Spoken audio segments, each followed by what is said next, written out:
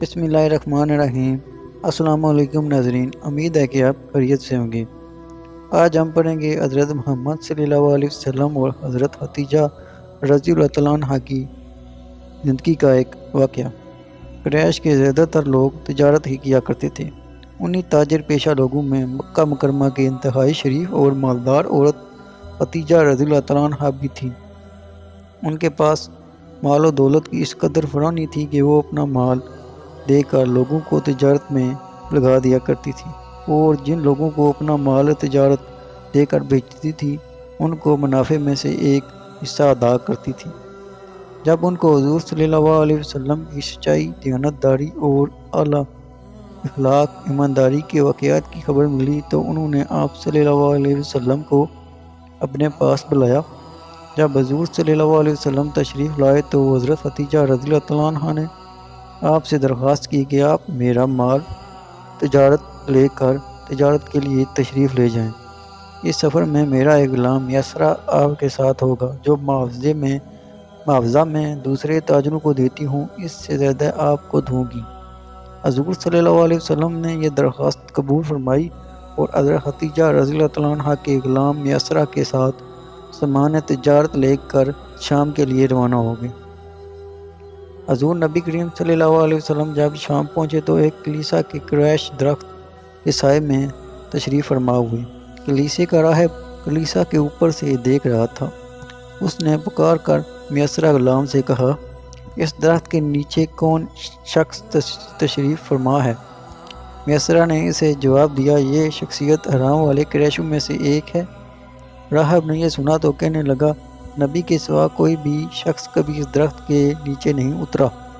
حضور صلی اللہ علیہ وسلم جو سامان تجارت لے کر نکلے تھے اس کو اچھے داموں پر فروخت کیا اور جو سامان خریدنا چاہتے تھے وہ خریدا۔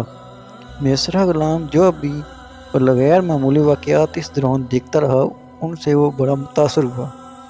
کہا جاتا ہے کہ جب دوپہر کا وقت ہوتا اور گرمی کی شدید تپش ہوتی تو میسرہ دیکھا کرتا تھا کہ آپ اونٹ پر سوار جا رہے ہوتے اور دھوپ سے بچاؤ کے لیے دو فرشتے آپ پر سایہ کیے رکھتے تھے۔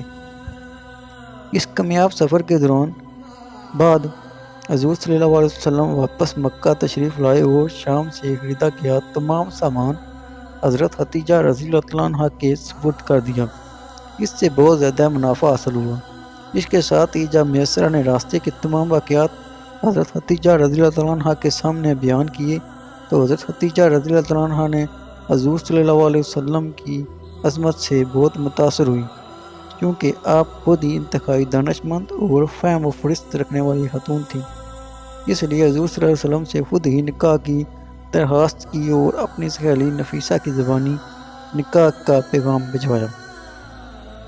پیارے نبی صلی اللہ علیہ وسلم کو جب نکاح کا یہ پیغام ملا تو آپ نے اپنے چچوں سے اس کا ذکر کیا، چنانچہ حضرت حمزہ رضی اللہ تعالیٰ عنہ آپ کے ہمراہ گئے اور والدین بن اسد کے پاس جا کر حضرت خدیجہ رضی اللہ تعالیٰ عنہ سے آپ کی نسبت طے کرا دی۔ حضرت خدیجہ رضی اللہ تعالیٰ عنہ کا مقام قریش کی عورتوں میں نسب و شرف کے اعتبار سے افضل اور اعلیٰ تھا اور پھر تمام عورتوں میں سب سے زیادہ مالدار تھی۔ حضور صلی اللہ علیہ وسلم کی طرف سے نکاح کا خطبہ حضرت ابو طالب نے پڑھایا۔ جب حضرت ابو طالب نے خطبہ مکمل کیا تو ورقہ بن نوفل جو کہ حضرت خدیجہ رضی اللہ تعالیٰ عنہ کے چچا زاد بھائی تھے، انہوں نے بھی خطبہ پڑھا۔ نکاح کے وقت حضور صلی اللہ علیہ وسلم کی عمر مبارک 25 سال تھی اور یہ پہلی بی بی تھی جو حضور صلی اللہ علیہ وسلم کی عقد مبارک میں آئی۔ ان کی زندگی مبارکہ میں آپ نے کوئی دوسرا نکاح نہ فرمایا یہاں تک کہ وہ انتقال فرما گئی۔ حضور صلی اللہ علیہ وسلم نے ان کے حق مہر میں 20 جوان اونٹنیاں دیں۔ اگر آپ کو ویڈیو اچھی لگے تو اس کو لائک کریں اور اس چینل کو سبسکرائب کر دیں تاکہ مزید اس طرح کی آنے والی ویڈیو آپ تک آسانی سے پہنچ سکیں۔ شکریہ۔